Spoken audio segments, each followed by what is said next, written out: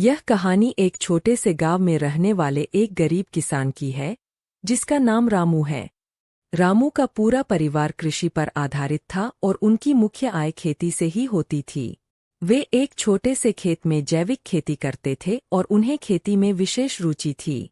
रामू की कहानी उस समय से शुरू होती है जब उनके पास बहुत ही कम सामग्री थी, लेकिन उनकी मेहनत और आत्मविश्वास की वजह से वे किसानी में सफलता पाने के लिए कठिनाइयों का सामना करते गए। वे सिर्फ जैविक खेती की तरफ ध्यान केंद्रित करते और खेत में उर्वरकों के बजाय उर्वरक की जगह खेत में खाद प्रदान करते थे। अपनी मेहनत और समर्पण से रामू की खेती धीरे धीरे फलने लगी। उनकी पैदावार बढ़ती गई और उनकी मुनाफा कमाने की क्षमता में भी वृद्धि हुई।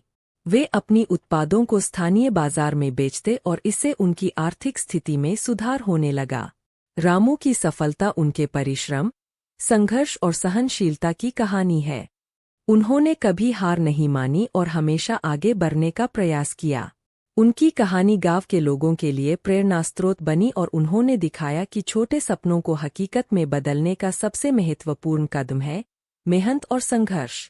इस कहानी से हमें यह सीखने को मिलता है कि सफलता पाने के लिए धैर्य और परिश्रम अत्यंत महत्वपूर्ण होते हैं, चाहे आप किसी भी क्षेत्र में हों।